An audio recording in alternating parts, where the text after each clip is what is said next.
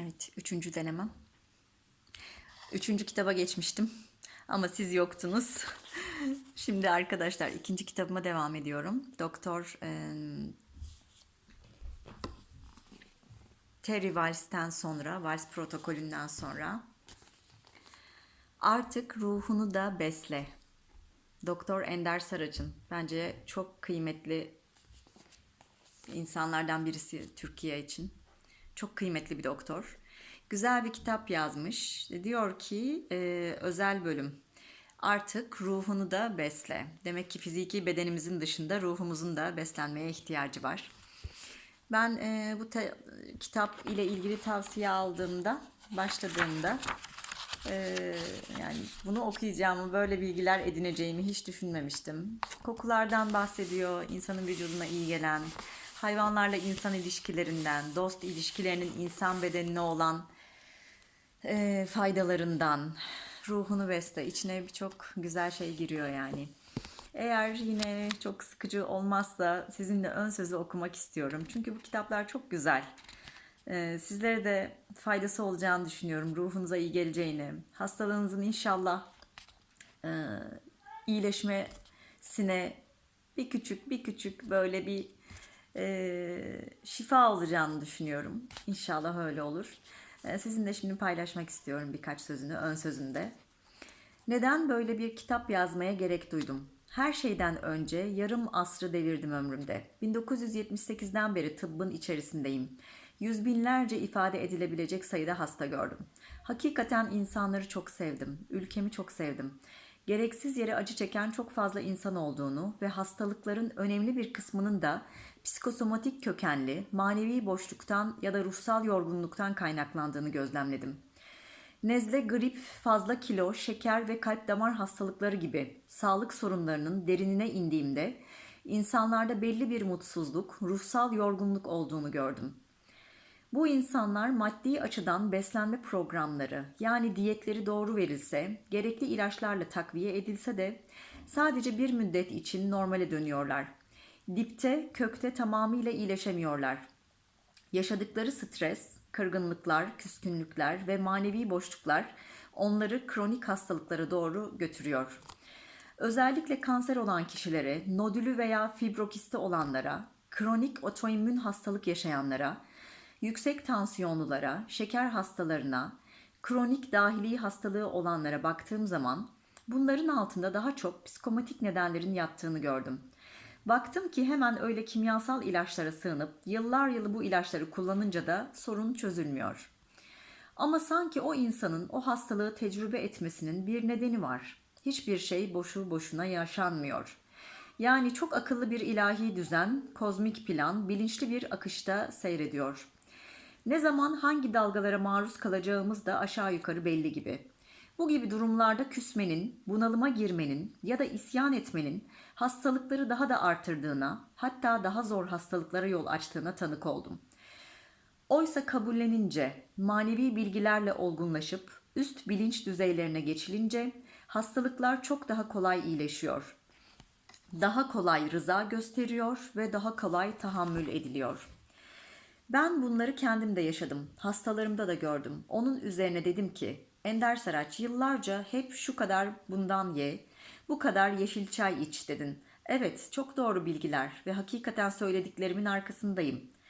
Ee, Söylediklerimin arkasındayım. Evet, kötü bir beslenme biçiminden kaliteli bir beslenmeye geçince birçok hastalık riski de azalıyor. Fakat yalnızca fiziki beslenmedeki yanlışların düzeltilmesi %100 yeterli olmuyor. İşte bunları yaşayıp tecrübe edince insanın manevi beslenmeye de ihtiyaç duyduğunu, manevi bir obezitenin de söz konusu olduğunu fark ettim.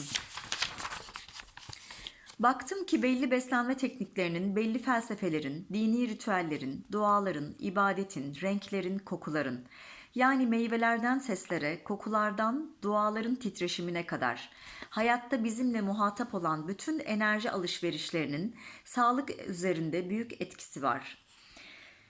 Bence biz artık maddi beslenmeyi öğrenmeye başladık. Kilomuzu kontrol etmeyi, antioksidanlı beslenmeyi yavaş yavaş öğreniyoruz. Vitaminleri, mineralleri, doğru baharatları ve çayları kullanmaya dikkat ediyoruz.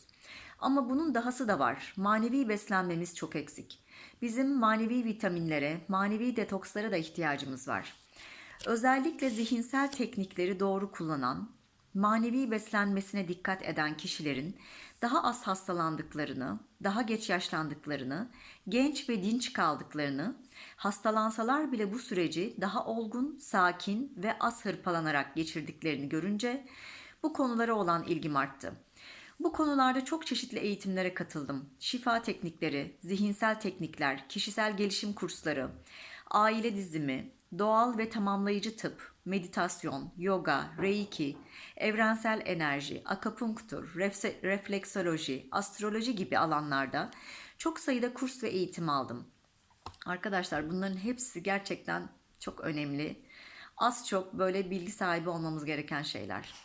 Bu öğretilerin insanın bedensel enerji akışını ve sağlığını daha formda, enerjisini de daha yüksek tutmada birçok artısı var. En sonunda hacca ve umreye gidip iyi tasavvuf ehillerinden düzgün bir şekliyle İslamiyet'in yorumunu dinledim. İslami zikir teknikleri üzerine araştırmalar yaptım ve dedim ki aslında en son gönderilmiş olan kitap boşuna en son gönderilmemiş. Aklımızın alamayacağı ileri düzeyde en son teknoloji, en eksiksiz, noksansız, korunmuş yapı. Bu veri tabanında yani Kur'an'da mevcut. Hakikaten de İslamiyet'i iyi okuyup araştırıp kavrayınca büyük bir huzur ve şifa kaynağı olduğunu gördüm. Tabii ki burada din bir tedavi yöntemidir demiyorum. Sadece modern tıbbın tedavisine ek olarak insanın huzur bulmasını sağlayacak olan dini ritüellerin de çok olumlu bir katkısı olduğunu söylüyorum. Duygular. Doktor Joe Dispenza duygular konusunda gerçekten benim dinlediğim en iyi hekimdir diyebilirim. Bir önceki videomda ne kadarını kaydettim ve Doktor Joe Dispenza'dan bahsettim mi bilmiyorum. Çok kıymetli bir hekim. Instagram'dan lütfen takip edin eğer ki bahsetmediysem. Instagram'da arkadaşlar Doktor Joe Dispenza'ya baktığınızda Türkçe çevirileri olan birçok videosunu da bulabilirsiniz. Doktor Gabor var. Çok kıymetli bir insan. Doktor, psikiyatrist bir doktor. Çok kıymetli insanlar bunlar. Bunları inşallah yazacağım arkadaşlar. Bu videoların altına onları yazacağım. Ve duygularımızın Doktor Joe Dispenza'da duygularımızın vücutta ne şekilde bedene hükmettiğini, gerektiğinde kendi duygularımızla bedenimize bir zehir ürettiğimizi, hormonlarla, sinirlerimizden salgılanan, sinir hücrelerimizden salgılanan korku, yüksek stres, yoğun acı, sürekli süre gelen, devam eden derin duygular, derin olumsuz duyguların vücuda nasıl hasar verdiğini ve bunun sanki ilaç alıyor gibi, vücuda zarar veren bir ilaç alıyor gibi beden tarafından salgılanarak kendi bedenimize hasar verdiğimizi anlatıyor kendisi ve aynı zamanda bedenin bir eczane olduğunu, güzel duygular, olumlamalar, şükür duygusu, sabır duygusu, bütün olumlu ve iyi duygularla da bedenin nasıl bir iyileştirici eczane olarak vücudumuzdan salgılarla, hormonlarla bedene bir şifahane yarattığını, kendi bedenimizin bu ilaçları üretip bedene saldığını anlatıyor. Bunları tıbbi olarak da anlatıyor bizlerin anlayabileceği şekilde. O yüzden duygular çok kıymetli arkadaşlar. Ender Saraç da hani bu kitabı boşuna yazmamış. İyileşmemizde modern tıbbın öğretileri, yol göstermesi ne kadar önemliyse gerçekten manevi olarak duygularımızın bedenimize etkisi de inanılmaz, inanılmaz önemli. Kendi kendimizi ne hale getiriyoruz maalesef. Ya da iyileştirebilecek kadar güçlü, muhteşem bir bedenimiz de var aynı zamanda. Hakikaten de nerede kalmıştım bakıyorum. Bu kitapta doğumdan ölüme manevi beslenme ile ilgili tecrübe ve önerilerimi bulacaksınız. Buradaki bazı söylemler bazı insanlara tuhaf gelebilir ama açıkçası insanlığa yararlı bir kitap yazdığıma inanıyorum. Bu kitabı okuyan herkese kitabın olumlu bir enerji olarak akmasını, onlara huzur vermesini, dünyada çektiğimiz gereksiz manevi sıkıntıların, gereksiz kavgaların, ego savaşlarının, hırsların, kıskançlıkların yumuşamasına yardımcı olmasını diliyorum. Hangi din, ırk, mezhep veya etnik kökenden olursak olalım, özünde hepimiz biriz ve kardeşiz. Hazreti Adem'in torunlarıyız. Dolayısıyla kim olursa olsun bu kitabın pozitif enerjiye dönüşüp okuyanın ruhunu yıkamasını ve şifa bulmasına yardımcı olmasını en içten dileklerimle temenni ediyorum diyor kıymetli doktorum. Artık ruhunu da besle. Evet, video devam ediyor. Az önce kontrol etmemişim. Size birkaç tane daha kitap okudum. Ama maalesef kayıt altına alınmamış. Hemen bunu henüz okumadım ama çok kıymet verdiğim hocalarımdan bir tanesi. Doçent Doktor Yavuz Dizdar'dı. Bilmiyorum hocam profesör oldu mu? Vicdan hayat kurtarır. Yavuz Dizdar. Pandemi döneminde Covid ile ilgili de çok sıra dışı ezber bozan söylemleri ve düşünceleri vardı. Ben de onun taraflarından bir tanesiyim. Çok kıymetli bir hekim. İnsani varlığı bir hekim olarak bence bu ülke için çok kıymetli. Bunu da alıp okumanızı, kurcalamanızı isterim arkadaşlar. Dediğim gibi ilk videomu izlemeden bunu tekrar çekmeye başladım. Profesör Doktor Canan Efendigil Karatay. Hocamın kitabını bulamadım. Kitaplığımda muhtemelen bir arkadaşıma verdim ama yok. Onun kitaplarına Karatay beslenmesini, atalarımız nasıl besleniyordu, nasıl sağlıklı kalıyorlardı. Günümüzde zaten gerçekten evet bir şeyleri öğrenmek istersek o yollar, o kaynaklar da açık ama sunulan o kadar olumsuz beslenme teknikleri var ki doğru beslenmeyi anlatan çok önemli kaynak kitapları var hocamın. Canan hocamın da lütfen kitaplarını edinin, karıştırın arkadaşlar. Kemal Sayar, canım hocam benim. Çok seviyorum. Profesör Doktor Kemal Sayar, psikiyatri doktoru. Bu da benim ruhsal iyileşmelerimde bana ilaç olmuştur. Profesör Doktor Saadettin Ökten, onu anmadan edemeyeceğim. Kemal Sayar'ı söylediğimde Saadettin Ökten'i anmamak haksızlık gibi geliyor bana.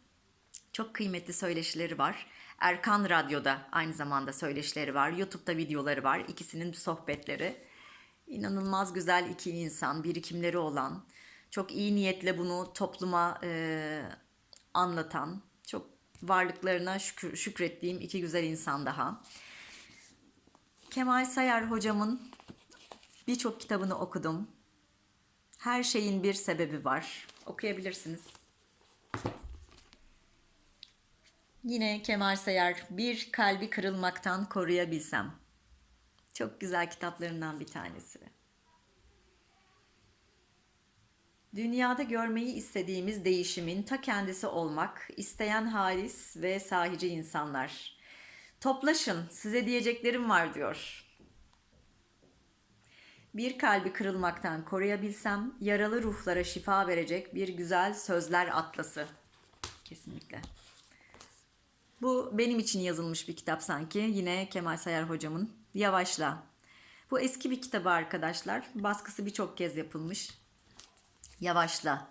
Yani benim eski halimde durmak bilmeyen varlığımın, tatmin olmayan, durmak bilmeyen hızımın bir anda birçok işi yapmaya çalışan ve sadece benim onu iyi yapabileceğime inandığım zamanlarımın okuyup da bunun yanlış olduğunu bana gösteren bir kitaptı. Bana çok iyi geldi. İstifade etmenizi diliyorum. Kemal Sayar Yavaşla. Bir de arkadaşlar Barış Muslu var. Bunu Instagram'da Noroformat hesaplarından bir tanesi Barış Muslu, bir tanesi Noroformat. Beynine format at. Ben bunu hastalığın ilk zamanlarında Instagram'daki işte demo çalışmaları, travma çalışmalarıyla sohbetlerini dinleyerek, videolarını izleyerek öğrendim. Çok kıymetli birisi bu da. farklı bir teknik anlatıyor. Yani insanların sahip olduğu birçok rahatsızlığın, özellikle kronik rahatsızlıkların, ağır rahatsızlıkların, insan vücudunun, beynin travma anında kötü bir kodlama yaptığı, yanlış bir kodlama yaptığı ve aslında çok da tehlikeli olmayan bir durumu sanki hayati bir tehlikeymiş gibi algılayıp o anda bir tedbir aldığı ama bu vücuttaki bazı fonksiyonları o an bozduğunu anlatıyor. Bununla ilgili çok araştırmaları var. Kendisi makine mühendisi, yurt dışında okumuş, kıymetli bir makine mühendisi, önemli yerlerde çalışmış. Eee, Bunu tanımanızı isterim. Çok ciddi iyileşme hikayeleri var. İzleyin arkadaşlar Instagram'da. Ben de yaptım çalışmalarını. EFT tekniğini kullanıyor. Kendi nöroformat tekniği var. Ve insanların çok ciddi rahatsızlıklardan iyileşme hikayelerini videolarda izliyorum. Binlerce insan arkadaşlar. Asıl bana ışık tutan Gecikmeli Teslimiyettir. Bu kitabını çok sevdim. Bunu okumanızı çok isterim. Gecikmeli Teslimiyet. Evet, Barış Muslu.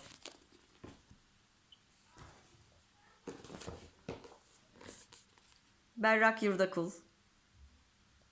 Çok sakin, inanılmaz değişik bir hanımefendi. Bana iyi geliyor. Bana duygusal olarak çok iyi geliyor. Berrak Yurdakul. Onu da Instagram'dan takip edebilirsiniz. YouTube'dan bakabilirsiniz, inceleyebilirsiniz. Ve çocuğu olanlar için konumuzun dışında ama Doğan Cüceloğlu hocamdan sonra Behavioral Scientist. Kendimin çocuğu olsaydım. Bana nasıl dokunurdum, nasıl davranırdım? Size çok iyi gelecek diye düşünüyorum. Notlarımı maalesef iki küçük çocukla aynı evde yaşamak not defterlerini de resim defteri haline sokabiliyor. Kaybettim arkadaşlar. Aslında başka hocalarımın da isimlerini yazmıştım. Aklıma gelen Eyüp Yılmaz var. Doktor Eyüp Yılmaz. Bu doktorumuz da pişirme teknikleri. Benim en çok ondan dikkatimi çekip öğrendiğim şey yemeklerin pişirme teknikleriyle nasıl toksik olmaktan uzaklaştırılıp vücuda bir şifa vesilesi yapıldığını YouTube videolarında izleyebilirsiniz. Birçok faydalı videosu var. Onları izleyin lütfen. Acar Rüya yine bir Instagram hesabı. Rüya hocam da bir sanırım göğüs hastalıkları uzmanı ya da operatör olabilir. Triflo'yla o üç top deniyor belki bilirsiniz. Triflo'yla nefes tekniklerinin vücuda bir ozon terapisi gibi aslında çok basit nefes alıyoruz. Hiç farkında değiliz. O nefesin bedene neler yaptığını, doğru nefes almadığımızda neler olduğunu, doğru güzel nefesi bu teknikleri uygulayarak çok basit, çok ucuz bir ekipmanla yani bir araçla, Triflo denen o üç toplu araçla ben uzun bir süre çalıştım arkadaşlar ama zaman zaman böyle ara verdim. Benim ciddi bir boyun fıtığı rahatsızlığım var. İşte derin nefesler alırken biraz boynumu acıttım. Siz bu Triflo'yu edinin ve nefes tekniklerine çalışın. Çok faydasını görürsünüz. Sonra İbrahim Adnan Saraçoğlu, Profesör Doktor İbrahim Adnan Saracoğlu. Bu hocam kimya profesörü kendisi. Birçoğunuz duymuşsunuzdur diye düşünüyorum. Kendisinin videoları var. Birçok kanalda çıkıyor. Rahatsızlıklarla ilgili bitkilerin kimyasını araştırıp bunu insanların hizmetine sunan, varlığına şükrettiğim çok bir tanecik hocalarımdan bir tanesi. Hatta birçok rahatsızlığımızı biz aile içerisinde kronikleşmeden, kimyasal ilaçlar kullanmadan kendisinin kürleriyle aştık. Benim TSH'ım bir dönem çok yüksekti. TSH 10.249 gibi böyle 0.4 aralığında olması gereken bir değerim. 10 küsürlerdeydi. Bu işte hipotiroid olarak adlandırılıyor arkadaşlar. Ben tabii o bilgiye sahiptik çok eski yıllarda da. Adnan Saracoğlu hocam, İbrahim hocam, onun bir tane bu tiroid rahatsızlıklarıyla ilgili hipertiroid ya da hipotiroid. Birisi tiroid bezinin hızlı çalışması, bir tanesi yavaş çalışması ile ilgili iki rahatsızlık. Benimki yavaş çalışıyordu. Dereotu kürü. Ben o an doktorum dedi ki işte nabzınız çok yavaş, bu değer çok yüksek, hemen ilaç başlamamız gerekiyor dedi. İlaca başladık arkadaşlar. Belki uzun bir süre kullanmanız gerekir, belki sürekli kullanmanız gerekir demişti doktorum. Sonra bu sırada Saracoğlu hocam neler diyor diye araştırma yaptım. Bildiğimiz dereotu arkadaşlar. O dönem siz de araştırın, birçok rahatsızlıkla ilgili çok güzel, çok basit, herkesin evinde yapabileceği kürler var. Ve o dönem sadece düzenli bir şekilde ilaç kullanır gibi, biraz disiplinli bir insanımdır. İlaç kullanır gibi dereotunu 3 öğün yiyerek, yemeklerden önce, öyle hatırlıyorum. TSH'ımı bu sınırlarımın içerisine 2 ay içerisinde getirmiştim. Yani hiç geçmeyebilir ya da sürekli ilaç kullanmak zorunda kalabilirsiniz denilen bir sürece girdiğimde ilacın yanında bu dereotu kürüne başlayarak 2 ay içerisinde bu 0-4 aralığına girdi ve ikilere 1,5-2 civarına düşmesi de herhalde bir 4 ay sonra oldu. Yani şükürler olsun ve o günden sonra bir daha hiçbir tiroid rahatsızlığı yaşamadım. Yıllar geçti arkadaşlar. 10 yıldan fazla oldu. Hiç tiroid rahatsızlığı yaşamadım ve enteresan, mucize, yani besinler bizim için bir mucize. Hepsinin bir kimyası var ve dereotu ile ilgili şöyle diyordu. Yüksek ise de yani hipertiroid de varsa, hipotiroid de varsa ikisini de dengeliyor. Yani yüksekse, hızlı çalışıyorsa sınırların arasına koyuyor. Yavaş çalışıyorsa yine sınırların arasına getiriyor. Mucizevi besinler bunlar. Bunun gibi annemin pankreatit rahatsızlığında, işte ara ara yükselen tansiyon rahatsızlıklarımızda, birçok rahatsızlıkta, bel fıtığı, boyun fıtığı gibi rahatsızlıklarda hep hocamın kürlerini kullandık. Lütfen onu okuyun, kitaplarını okudum ben onun. Araştırın, inceleyin. Profesör Doktor İbrahim Adnan Saracoğlu, onun sitesi var. İsteyenler onun ürünlerini de kullanabilir veya güvenilir baharatçılardan alabilirsiniz. Kendi rahatsızlıklarınızla ilgili bence o da kütüphanenizde olsun. Onun dışında Oytun Erbaş, Profesör Doktor Oytun Erbaş, yeni takip etmeye başladığım bir hekim. Onu da çok seviyorum. Brezilya cevizi arkadaşlar, bu dediklerimi de lütfen not alın. Hekimlerinize danışın. Kendiniz internetten araştırın ama internette biliyorsunuz kaynaklar çok güvenilir olmayabiliyor. Emin olun. Yani okuduğunuz şeylerden, kaynaklardan emin olun. Doktorunuza ya da güvenilir bir eczacınız varsa onlara danışın. Benim kullandığım mesela Brezilya cevizini o dönem çok uzun diyebileceğim bir süre kullandım. Bu vücutta selenyum, hatırladığım kadarıyla selenyum eksikliği ile ilgili bir durumdu ve sinir hücrelerini iyileştiren, onaran çok ciddi minerallerden bir tanesi hatırladığım kadarıyla.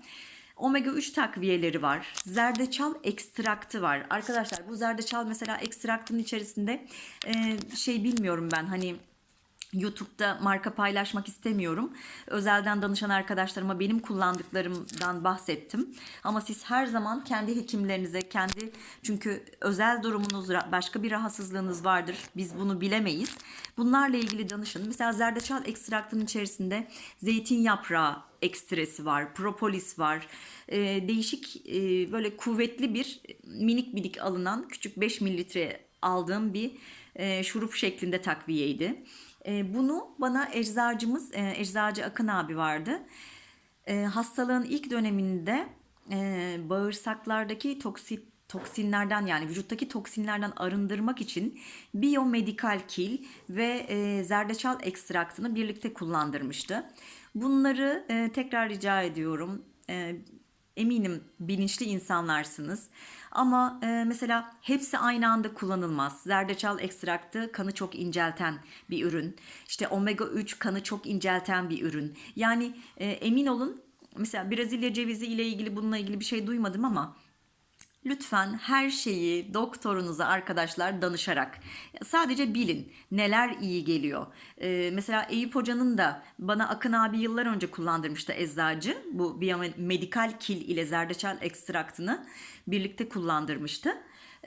Ondan yıllar sonra ben Doktor Eyüp Yılmaz'dan bununla ilgili işte vücudu nasıl temizlediği ve toksinlerden arındırdığını yıllar sonra Eyüp Hoca'dan dinledim.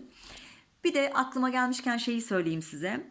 Pişirme tekniklerinden Eyüp Hoca'nın bahsetmiştim. Bir de yurt dışında bir doktor hanım. Şimdi notlarımın arasında yok, ismini hatırlamıyorum. Pişirdiğimiz kapların niteliği. Yani alüminyum, teflon gibi, granit gibi, hatta sonradan granitlerle ilgili de bir sürü şey söylendi. Doktor hanım da yaşadığı rahatsızlıktan sonra sadece toprak tencerede pişirilen yemeklerle hastalığını yendiğini, doğru beslenmeyle, doğru yemeklerle. Öyle bir bilgi de okumuştum bir yerde. Yani kullandığımız araç gereç de çok önemli aslında. Ailemizdeki herkes için, sadece bizim için değil, öyle düşünün. Ben de toprak tencereye aslında en azından belli yemeklerde geçmek istiyorum artık. Bunu da duydum yakın zamanda. Bence en güvenilir olan çelik, döküm. Döküm benim için biraz tabii boyun fıtığı olduğu için ağır oluyor ama çelik ve döküm tencereler en ideali diye düşünüyorum. Onun dışında söylemediğim var mı? Çok önemli. Anmadan edemeyeceğim.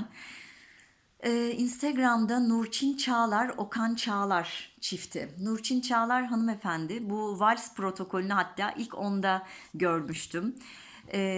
Bunun çevirisini yapan kişilerden birisi ya da bize bu bilgiyi veren kişilerden birisi diye hatırlıyorum. Nurçin Hanım yurt dışındaki birçok kıymetli doktorun, birçok yabancı böyle protokolün bize çevirisini yapan bir hanımefendi ve bunların bir ekibi var. Bunları tanıyın lütfen. Okan Çağlar'la birlikte Nurçin Hanım eşiyle birlikte çok güzel bilgilendirmeler yapıyorlar sağlıkla ilgili. Kendilerinin doktorlardan oluşan, sağlık çalışanlarından oluşan da ciddi bir ekibi var. Nurçin Çağlar, Okan Çağlar. Benim takip ettiğim sitenin adı da Sağlıklı Yaşıyoruz Instagram'da. Onlara da bence bir abone olun, girin derim arkadaşlar. Sevgiyle kucaklıyorum sizleri. Öpüyorum. Ne diyeceksin? Bütün saydık rahatsızlığı olanlara geçmiş olsun. Teşekkür ederiz Gülşah'cığım. Çok tatlısın, çok naziksin. Arkadaşlar görüşmek üzere inşallah. Aklıma geldikçe yine paylaşmaya çalışacağım. Didemcim, inşallah senin için de sorduğun soruların bir yanıtı olmuştur. Bunlar elimden geldiğince aklıma gelenleri paylaşmaya çalıştım sizlerle. Sağlıkla inşallah, mutlulukla kalın. Ruhunuza, kendinize iyi bakın arkadaşlar. Hepinize sevgiler, selamlar.